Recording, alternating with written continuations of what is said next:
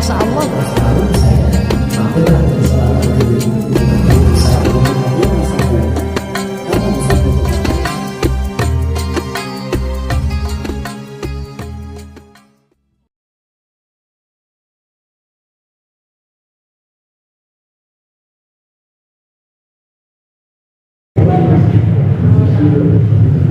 Udah merekam ya? Ya ke saya aja. Putar dulu sekali baru bisa. Sini aja Pak.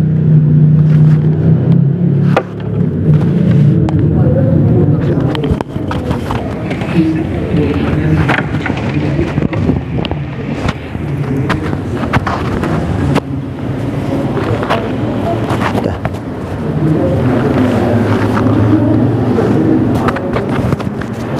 Madapnya ke sini Pak. Maaf, kebalik. Madapnya ke sini. Nah. Oh, gitu.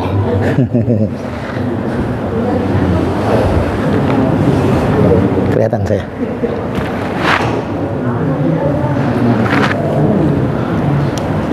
Udah kelihatan belum saya? Pas. Ya, kelihatan. Udah.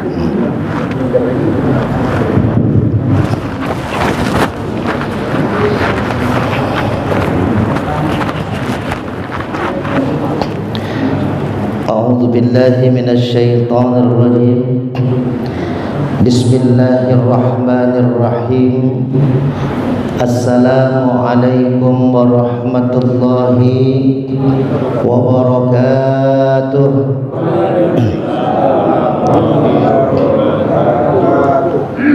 الحمد لله الحمد لله الذي قد أعطانا نعمة كثيرة وكبيرة لنا وهي نعمة الإيمان والإسلام أشهد أن لا إله إلا الله وحده لا شريك له وأشهد أن محمدا عبده ورسوله لا نبي بعده اللهم صل على سيدنا محمد وعلى آل سيدنا محمد كما صليت على إبراهيم وعلى آل إبراهيم في العالمين إنك حميد مجيد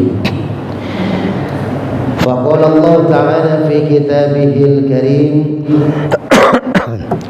أعوذ بالله من الشيطان الرجيم بسم الله الرحمن الرحيم يا أيها الذين آمنوا اتقوا الله حق تقاته فلا تموتن إلا وأنتم مسلمون وقال تعالى كنتم خير أمة أخرجت للناس تأمرون بالمعروف وتنهون عن المنكر وتؤمنون بالله.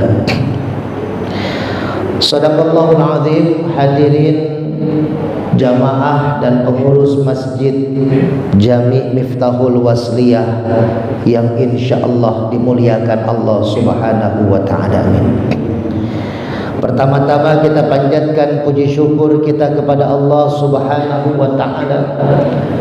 Di maghrib kali ini masih di bulan Muharram, kita diberikan nikmat iman, nikmat Islam, nikmat sehat walafiat, sehingga kita bisa masih diberikan nafas oleh Allah untuk melaksanakan ibadah. Salat maghrib secara berjamaah dilanjutkan dengan taklim, lalu nanti dilanjutkan dengan salat isya berjamaah. Mudah-mudahan ibadah-ibadah kita diterima oleh Allah Subhanahu wa taala. Amin ya Allah. Salawat dan salam semoga senantiasa tercurah kepada pemimpin alam Nabi besar Muhammad sallallahu alaihi wasallam, kepada keluarganya, para sahabatnya, dan mudah-mudahan kita yang hadir di masjid yang kita cintai ini beserta keluarga kita mendapatkan syafaatul uzma di yaumil akhir nanti. Amin ya Allah ya rabbal alamin. Sebelum kita memasuki kajian kita, mari sama-sama kita baca suratul Fatihah. Kita niatkan, kita hajatkan, wabil khusus buat Ketua DKM Masjid Jami Miftahul Wasliyah beserta para pengurusnya, para asatidnya, para imamnya, para donaturnya, wabil khusus para jamaah yang terus memakmurkan Masjid Jami Miftahul Wasliyah. Mudah-mudahan diberkahi kesehatannya, diberkahi umurnya, diberkahi rezekinya, diberkahi keluarganya oleh Allah Subhanahu wa ta'ala. Ala hadiniyah wa kullu niyatin salihah wa ila hadratin nabi. Al-Fatihah. A'udzu billahi minasyaitonir rajim. Bismillahirrahmanirrahim. Alhamdulillahi rabbil alamin. Arrahmanir rahim. Maliki yaumiddin. Iyyaka na'budu wa iyyaka nasta'in. Ihdinas siratal mustaqim. Siratal ladzina an'amta 'alaihim ghairil maghdubi 'alaihim waladdallin. Amin. Bapak-bapak hadirin jamaah yang dirahmati Allah, malam ini coba kita merenungkan tentang makna sesungguhnya tentang hijrah, di mana bulan Muharram terkenal dengan peristiwa hijrahnya Rasulullah dengan para sahabat dari Mekah ke Madinah. Saat itu Rasul melakukan hijrah dengan para sahabat karena sudah begitu dahsyatnya ujian yang dilakukan oleh orang-orang kafir untuk menghalangi dakwah Rasulullah sallallahu alaihi wasallam. Bukan hanya dakwah Rasul, para sahabat pun diancam, diteror. Rasulullah mau berangkat ke masjid, dilempari kotoran, diludahi. Balik lagi ke rumah, ganti baju, balik ke masjid lagi, tetap dilakukan yang namanya teror. Kalau kita Pak mau ke masjid diteror di jalan, mungkin kita akan kunci rumah, sholat di dalam rumah. Ya, ketika Covid melanda, kita takut dengan serangan yang tidak terlihat, dengan virus yang tidak terlihat. Masjid jadi sepi, kalaupun ada sholat berjamaah jaraknya jauh-jauh Pak, kayak musuhan ya Pak ya. Salaman tidak boleh, takut. Bahkan ngobrol saja berapa meter, kalau bisa ngobrol pakai WA saja, tidak bertatap muka. Begitu dahsyat dengan teror yang tidak terlihat. Ini kan tidak terlihat Covid Pak ya. Benar adanya virus ya mungkin terasa, tapi bisa jadi ya mungkin flu biasa seperti yang kita alami sekarang, wallahu a'lam ya. Nah makanya, tapi kekhawatiran kita yang ada, kita tidak mau berangkat ke masjid, bahkan semua pekerjaan lockdown, work from home, kerja dari rumah kalau yang punya perusahaan. Tapi kalau yang nggak punya kerjaan, yang nggak punya perusahaan, kerjanya harus keluar dagang, bagaimana dia mau mendapatkan penghasilan? Nah Rasulullah dengan sahabat terornya lebih dari itu Pak. Terlihat Rasulullah berapa kali direncanakan untuk dibunuh. Bahkan ada satu kisah yang kalau tidak salah dulu pernah saya ceritakan mungkin ya. Ada istilah dalam pesantren itu, man hafara hufratan waqa'a fiha. Barang siapa yang menggali lubang, maka dia akan masuk ke dalam lubang yang dia gali. Barang siapa orang yang ingin mencederai orang, niat jahat sama orang, ketika dia mempunyai niat jahat padahal dia sudah meniatkan jahatnya untuk dirinya sendiri. Ketika Abu Jahal sudah berkali-kali ingin membunuh keponakannya sendiri, Nabi Muhammad SAW gagal terus, maka dia punya rencana bikin lubang Pak di samping kasur tuh.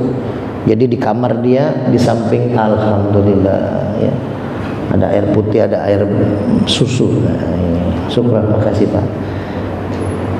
Jadi bikin rencana, Abu Jahal pura-pura sakit biar Muhammad nanti nengok, kata Abu Jahal ke anak buahnya. kau bikin galian tanah seukuran kuburan.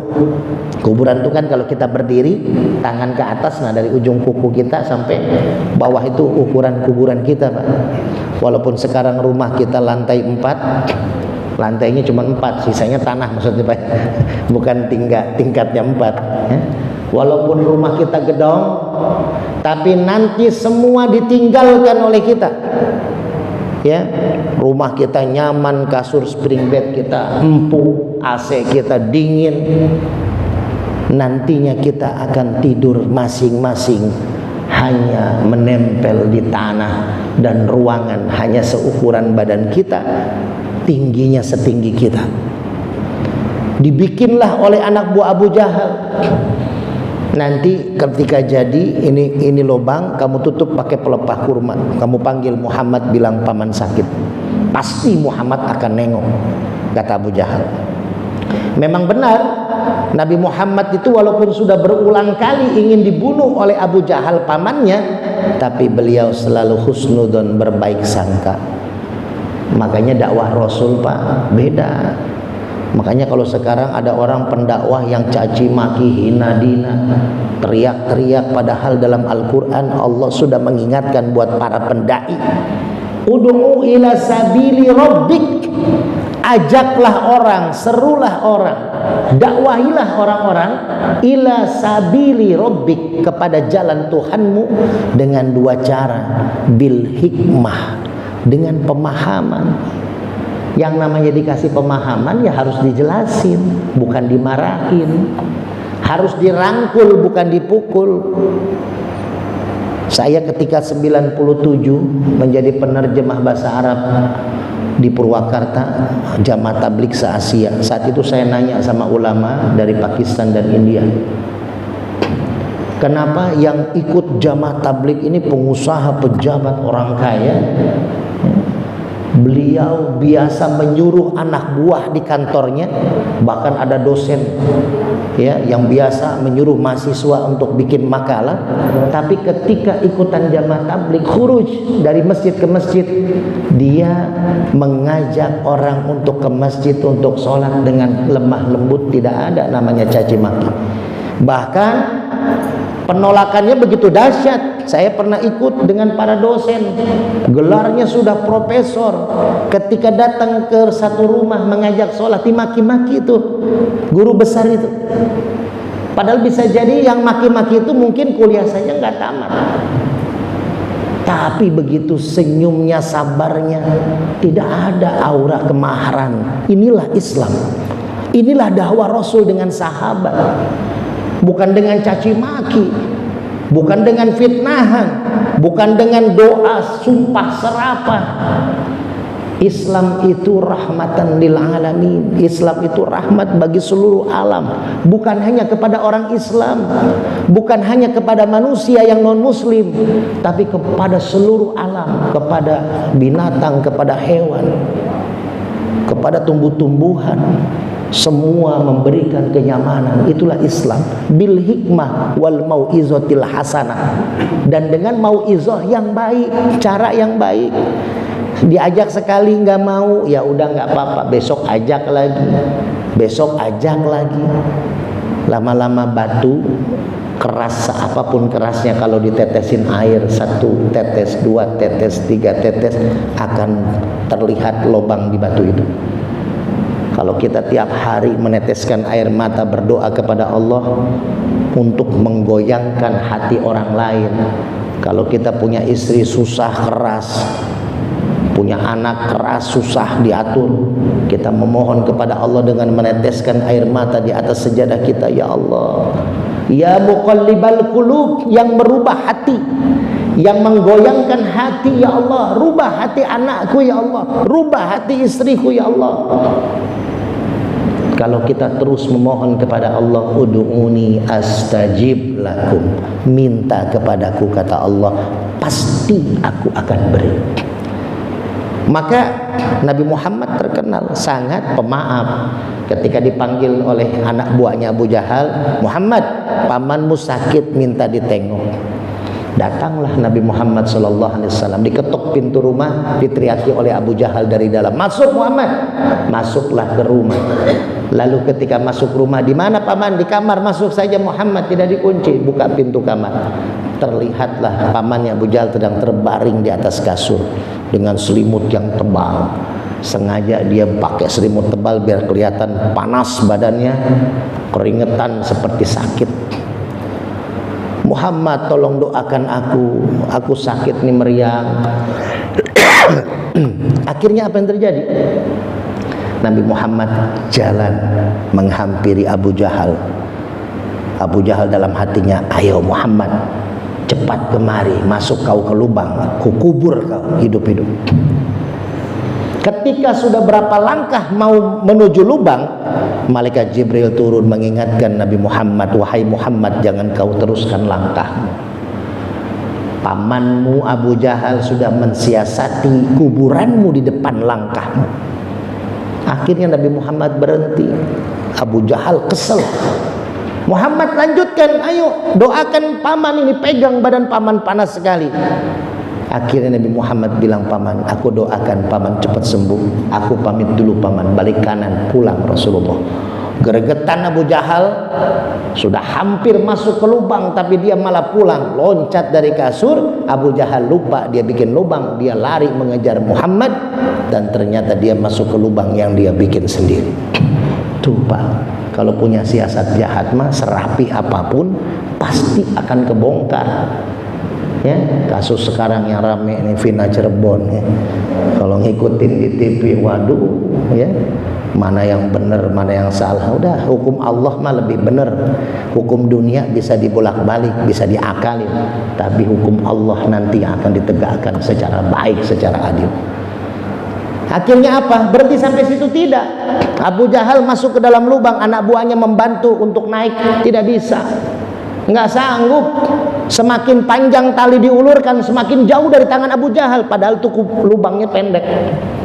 Kata Abu Jahal, ini pasti kerjaannya Muhammad ini. Kamu panggil Muhammad. Tuh masih suudzon aja tuh. Panggil lagi Muhammad. Muhammad, pamanmu minta tolong masuk ke lubang. Akhirnya Muhammad balik lagi. Coba padahal mah pengen dibunuh, tapi dia memaafkan, balik lagi. Lihat pamannya di dalam lubang, lagi mainin tanah. Mang, lagi ngapain Mang? Lagi ada orderan gali sumur kan gitu. Ini Muhammad, tolong saya masuk ke lubang. Muhammad, tolong. Ya, akhirnya Nabi Muhammad mengulurkan tangannya yang tidak panjang. Ternyata dengan tangannya Nabi Muhammad SAW, tangan Abu Jahal nyampe ke tangan Muhammad. Diangkat pamannya.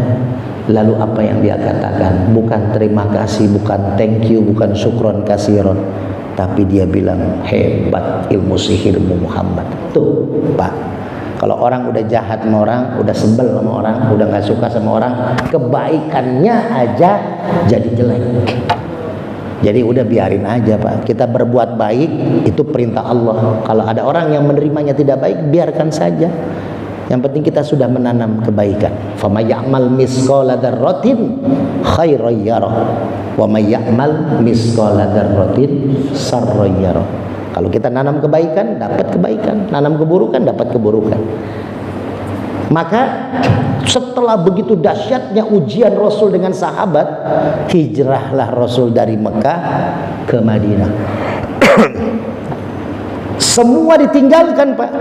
Harta ditinggalkan, rumah ditinggalkan. Yang punya kebun ditinggalkan. Yang punya dagangan, kios ditinggalkan. Hanya Allah dan Rasulnya dibawa dari Mekah ke Madinah. Hanya berapa pakaian yang sempat dipakai. Ada seorang pemuda hijrah dari Mekah ke Madinah. Saat itu niatnya bukan karena Allah dan Rasulnya, tapi karena perempuan yang disukainya ikut hijrah ke Madinah sama Rasulullah dan para sahabat. Nah, si pemuda ini hijrahnya karena perempuan yang dicintainya. Maka sahabat berkata kepada Rasulullah, ya Rasul, ada info nih, seorang pemuda hijrah niatnya bukan karena Allah dan Rasul, tapi karena perempuan yang dicintainya. Maka keluarlah satu hadis. Apa hadisnya Pak yang bisa dikasih minyak? Ya. Nah, siapa tuh yang jawab tuh? Mantap. Ini Dedek, maaf deh kasih ke Bapak yang jawab. Bapak yang jawab siapa tadi? Hah? Hah? Hah? Oh, di belakang. Iya nih. Mangga. Minyaknya silakan diambil. Oh. Innamal a'malu bin. Ini imamnya ya? Oh, imam mah nggak usah jawab, saya kasih minyak udah disiapin. Ya. Pak, tadi udah dijawab sama imamnya. Sekarang artinya apa? Innamal a'malu binniyat. Ayo, Cung. Ayah. Nah, iya Pak, nih Pak. Nanti Pak Imam ingetin ya, minyaknya udah ada. Ini mah jawabannya. Yang lain dulu, imam udah tahu jawabannya. Tuh kan.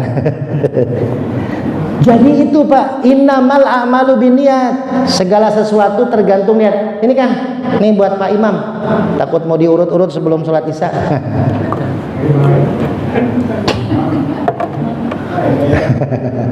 Pak Imam di luar aja nih, minyaknya nih, minyak Al-Hikmah.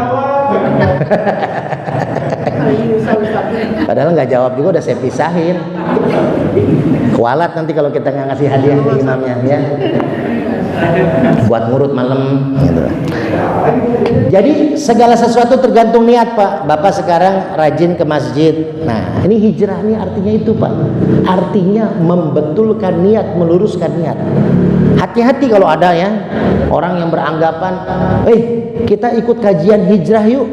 Kajian yang bagaimana? Kita tinggalkan tuh kajian-kajian yang lama, yang yasinan malam Jumat, ya, yang maulid nabian. Nah, itu nggak benar tuh, kita kajian baru. Nah itu bukan hijrah Pak. Hijrah itu sudah ada ketika Mekah ke Madinah Rasul hijrah. Tapi tujuan adalah merubah perilaku kita dari yang tidak baik menjadi lebih baik. Yang tadinya jarang berjamaah ke masjid jadi rajin ke masjid. Itu hijrah Pak. Yang tadinya bujangan terus nikah, itu hijrah. Yang udah punya istri nikah lagi, nah, itu hijrah nggak Pak?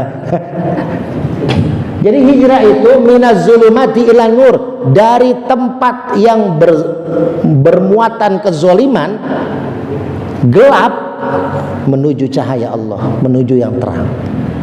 Wa minal jahiliyati ila siratil mustaqim, dan dari sesuatu yang bodoh kita, bodoh dalam artian apa?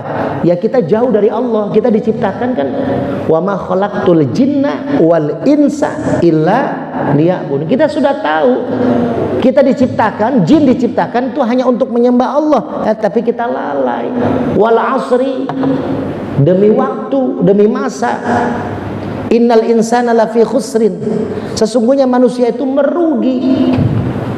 Maka kita luruskan niat. Hijrah itu artinya meluruskan niat kita dari hal yang tadinya kita tidak lakukan kebaikan, kita jalani. Yang tadinya kita sering melakukan kemaksiatan, kita tinggalkan. Itu adalah hijrah. Jadi jangan lagi berpikiran, saya punya tempat kajian majelis hijrah ya. Sekarang kamu kalau orang tuanya tidak pemahaman agama, jangan deketin orang tua kamu, jangan hormati orang tua kamu. Nah itu ada yang begitu tuh Pak. Hati-hati Pak. Anak-anak kita ya, yang tadinya hormat, sopan sama orang tua, karena orang tuanya masih suka yasinan malam Jumat di masjid, wah nggak dihormati lagi Pak. Ini yang harus kita bentengi, masjid, tempat ibadah. Ya, kita saling menghormati, kita saling menghargai, tapi jangan pernah menjustifikasi kita ini lebih benar dari orang lain. Orang lain itu salah ketimbang kita. Kita ini belum tentu diterima Pak. Sholat kita aja belum ada jaminan diterima. Belum ada jaminan apapun yang kita lakukan, ibadah kita diterima Allah. Kita hanya berharap, kita hanya memohon kepada Allah. Kalau Allah tidak punya sifat rohim, nggak pantas Pak kita semua ini masuk surga, nggak pantas. Nggak pantas. Abu Nawas sampai bikin syairnya, ilahi lastulil firdausi ahlan, ya, wala aqwa ala naril jahim. Ya Allah, saya nggak pantas masuk surga ya Allah, tapi saya juga tidak kuat kalau saya dibakar di neraka ya Allah. Ini kata kiasan Abu Nawas. Kita ini nggak pantas masuk surga, Pak, tapi kita tidak kuat kalau dibakar di neraka. Maka Allah punya sifat Ar-Rahim, kasih sayang Allah. Maka ini hijrah. Ya, hijrah ini adalah meluruskan niat.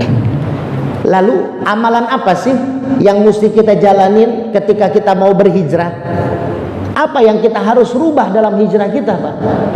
Ya, kan Muharram itu mengingatkan kita untuk berhijrah. Apa sih amalan? Harus merubah apa kita? Maka pada kesempatan kali ini banyak sebenarnya yang harus kita rubah, yang amalan yang bisa kita jalanin. Cuman 2 aja yang saya titipkan malam ini. Pertama adalah perbanyak membaca istighfar.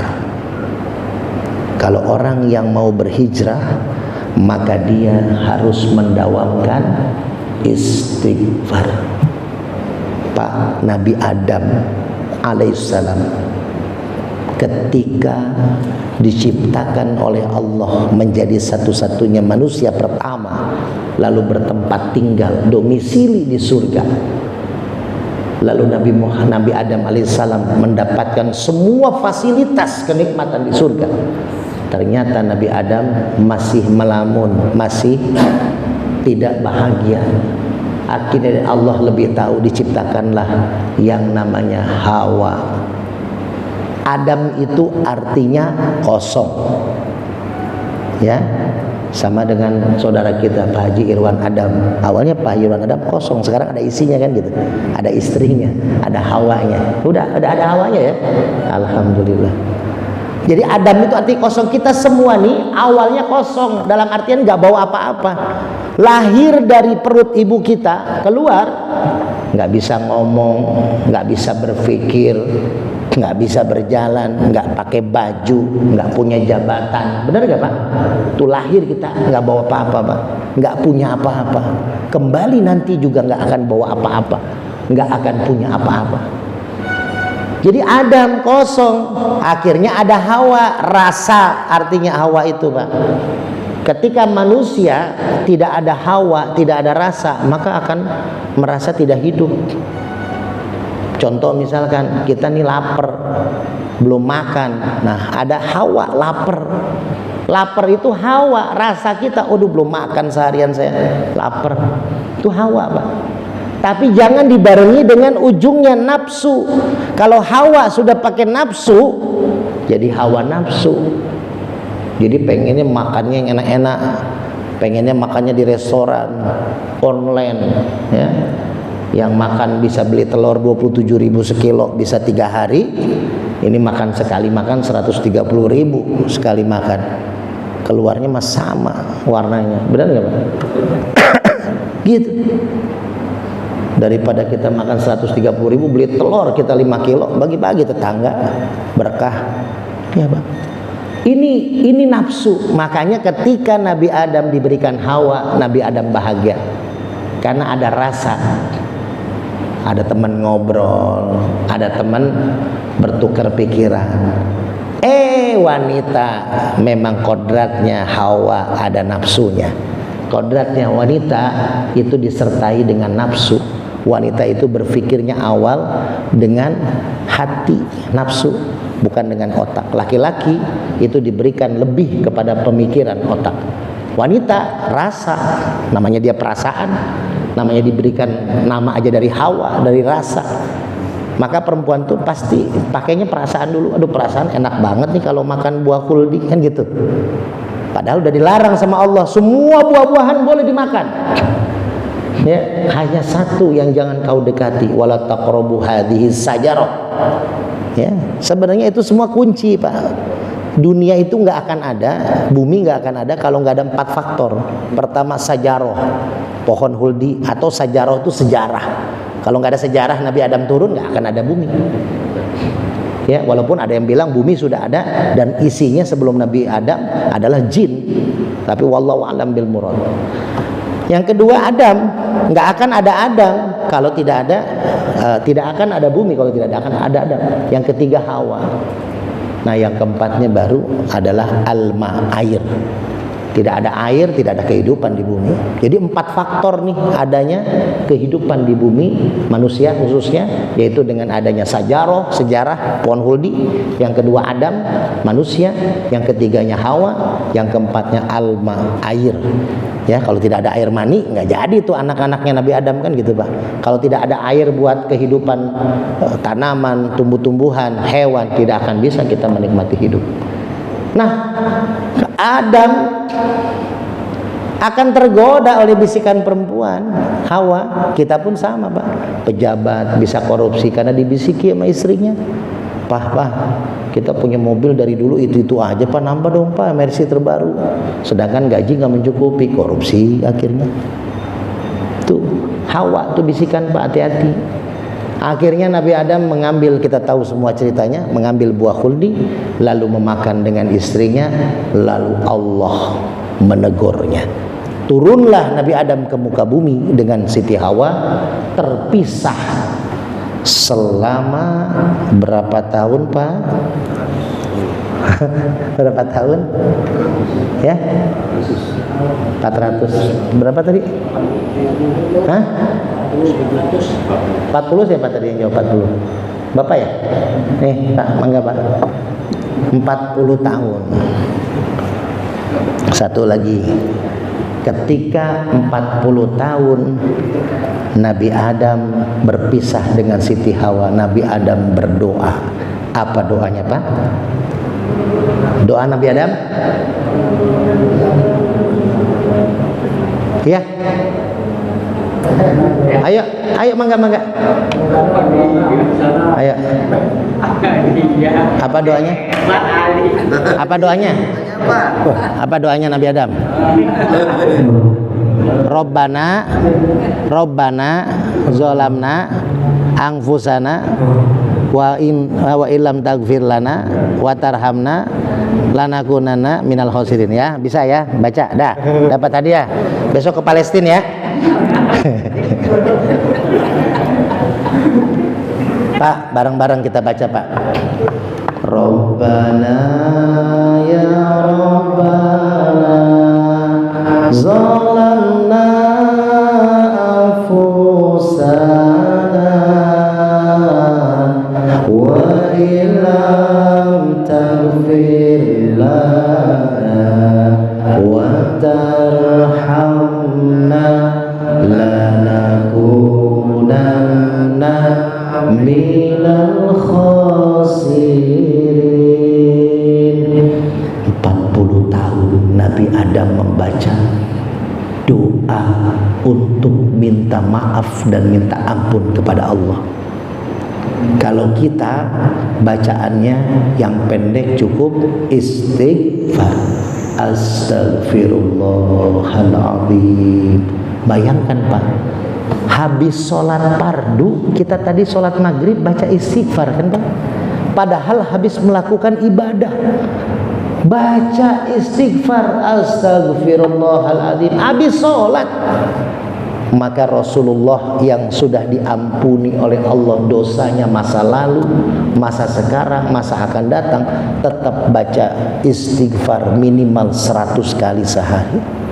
Kita berapa Pak? Perbanyak baca istighfar Pak. Karena dari mulai bangun tidur sampai tidur lagi kita banyak lalainya ketimbang ingatnya kepada Allah. Dari mulai akil balik sampai sekarang mungkin usia kita lebih banyak kita lalai kepada Allah, maksiat kepada Allah ketimbang ibadah kepada Allah. Baca istighfar. Kalau kita mau berhijrah dari hal yang tidak baik menjadi baik, kunci utama pertama adalah banyak istighfar. Dan ini ada kisahnya Pak. Ada ulama besar, ulama yang terkenal di dunia itu ada 4 ulama. Ya, pertama Imam Hanafi, yang kedua Imam Maliki, yang ketiga Imam Asy-Syafi'i, yang keempat Imam Hambali. Imam Hanafi punya murid Imam Maliki, Imam Maliki punya murid Imam Syafi'i, Imam Syafi'i punya murid Imam Hambali. Jadi antara guru dengan murid berbeda mazhab tapi saling menghormati dan saling menyayangi. Imam Asy-Syafi'i ketika diundang oleh muridnya Imam Hambali untuk menjadi imam sholat dengan murid-muridnya Imam Hambali, Imam Asy-Syafi'i ketika sholat subuh tidak memakai kunut. Imam Hambali ketika diundang oleh gurunya Imam Asy-Syafi'i menjadi imam subuh, maka Imam Hambali memakai kunut. Itu Pak, enak. Ya, sekarang anak-anak yang mengaku, ya, anak-anak muridnya yang mengaku guru-gurunya itu adalah Imam Hambali, Imam Syafi'i, berantem gara-gara kunut. Kita memakai kunut, kita hargai yang nggak pakai kunut. Berarti dia pengikutnya Imam Hambali, murid daripada gurunya Imam Asy-Syafi'i yang kita ikuti. Tapi Imam Hambali dalam sholatnya di rokaat terakhir sujudnya tidak pernah berhenti mendoakan gurunya Imam Asy-Syafi'i sampai meninggal dunia. Sholat wajib loh Pak, bukan sholat sunnah. Di saat sholat wajibnya Imam Hambali di sujud terakhir selalu mendoakan gurunya. Jadi mereka ini luar biasa. Imam Hambali juga luar biasa keilmuan, walaupun kita di Asia paling banyak mengikuti Imam Asy-Syafi'i. Ya, saya pun pribadi mengikuti Imam Syafi'i, tapi kita menghargai pendapat Imam Hambali. Karena kita di Mekah ketika berangkat haji umroh, yang Bapak udah pernah berangkat, pasti memakai 4 mazhab. Kalau kita masih memakai Imam Asy-Syafi'i, nggak kelar-kelar ibadah kita, Pak. Karena ketika kita keliling Mekah, Ka'bah, itu kita pasti bersentuhan dengan perempuan, batal wudu, nggak jadi-jadi tuh. Ambil air wudhu lagi, muter lagi, kesentuh lagi, ambil air wudhu lagi, ya. Nah, Imam Hambali itu diperintahkan Allah untuk hijrah dari Baghdad ke Busra, untuk pergi. Hijrah itu artinya berpindah, pergi, ya. Untuk walaupun mungkin bukan hanya pindah, tapi bisa jadi hijrah itu adalah silaturahim, ya. Jadi Bapak sering ke masjid, ya silaturahim ke masjid gitu. Bukan berarti Bapak pindah ke masjid bawa lemari, bawa baju, ya pindah, itu Bapak lagi musuhan sama istri berarti itu, ya. Jadi orang-orang yang jamaah tabligh juga keliling kemana-mana, ada yang seminggu, 3 hari, ada yang 4 bulan, ya tetap aja pulang ke rumah istrinya, ya. Tapi kalau Bapak bawa pakaian, bawa lemari, bawa kasur, pindah ke masjid, nah itu Bapak berarti lagi ada masalah sama keluarga, ya. Itu bukan hijrah namanya. Nah, satu saat Imam Hambali dari Baghdad disuruh ke Busra, jalan kaki Pak. Saat itu aplikasi Gojek lagi susah mungkin, ya. Jadi jalan kaki tuh Imam Hambali itu. Sampai Busra, Imam Hambali lelah, pengen istirahat di masjid. Ketika masuk masjid pengen istirahat, tiduran, dimarahin sama marbotnya, disuruh keluar, nggak boleh tidur di masjid. Ya, ternyata zaman dulu mirip-mirip zaman sekarang nih. Masjidnya nih nggak boleh pakai tidur, ya.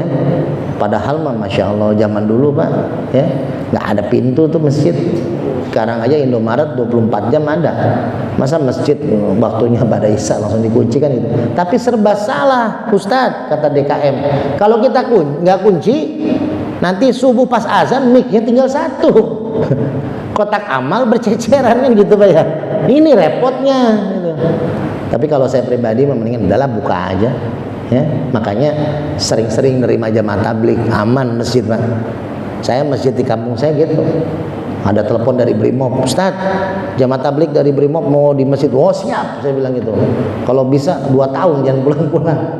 Jadi masjid itu ramai pertama kan, syiarnya udah gitu aman, ya. Inilah Pak, akhirnya Imam Hambali dilarang oleh marbot ini tidur di masjid. Padahal marbot ini tahu siapa Imam Hambali. Tapi kan dulu nggak ada Facebook, nggak ada Instagram Pak, ya. Jadi makanya Imam Hambali dikenal di Busra, tapi dia nggak tahu yang dia usir itu Imam Hambali, ulama besar, gitu. Diusir tuh Pak dari masjid. Tapi sebenarnya ini mah Allah yang menggerakkan si marbot untuk menyuruh Imam Hambali keluar, karena ada rahasia di situ. Suruh keluar, Akhirnya ketika di luar Imam Hambali mau istirahat juga dilarang di teras, lewatlah tukang kue keliling. Melihat kejadian itu dihampiri sama tukang kue. Ada apa nih Pak Marbot?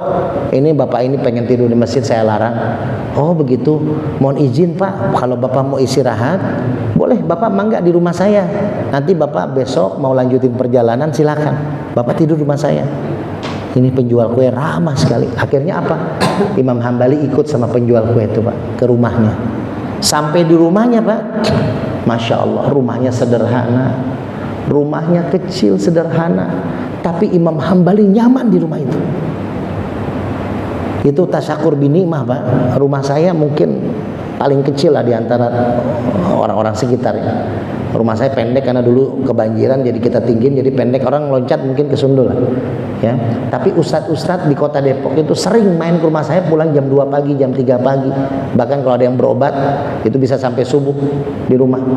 Yang datang ya brimo, pejabat, pengusaha pada betah di rumah katanya. Kenapa? Ya mungkin rasa nyaman yang kita berikan. Bukannya padahal cuma ngopi doang. Nggak ada makanan segala macam, itu jarang-jarang. Bahkan orang-orang Aceh sering ngumpul di rumah saya. Jadi ini nyaman, ya. Wah, orang rumah tangganya juga istrinya soleha, anak-anaknya juga baik. Ditanyalah sama Imam Hambali, Mas maaf Mas, saya mau nanya.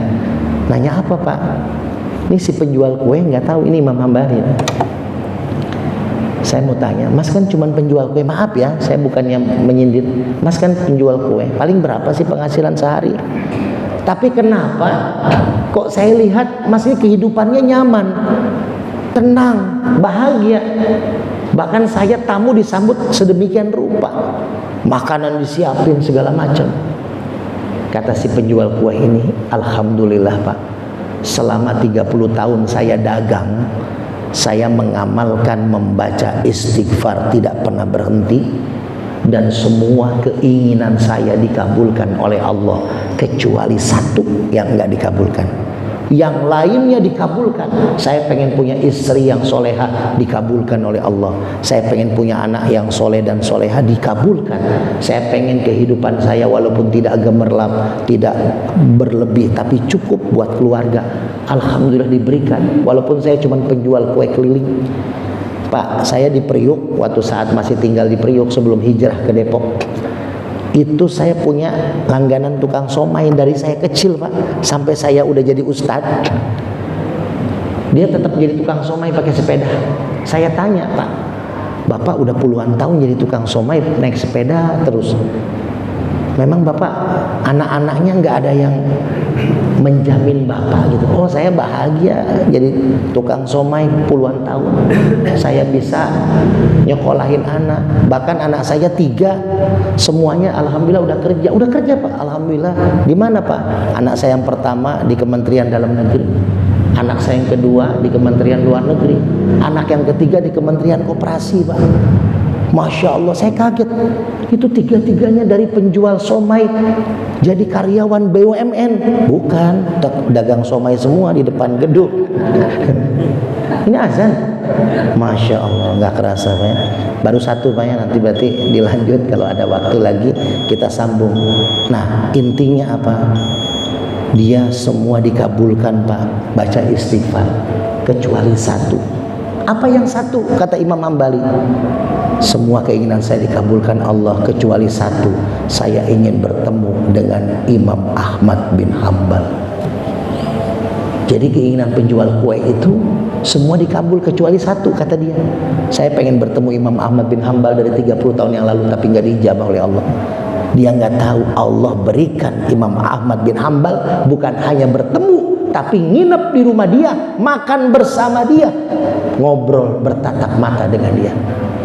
Jadi kalau misalkan bapak-bapak pengen Habib Rizik nginep di rumah bapak atau Kiai Imad ya, biar sama-sama akur gitu ya.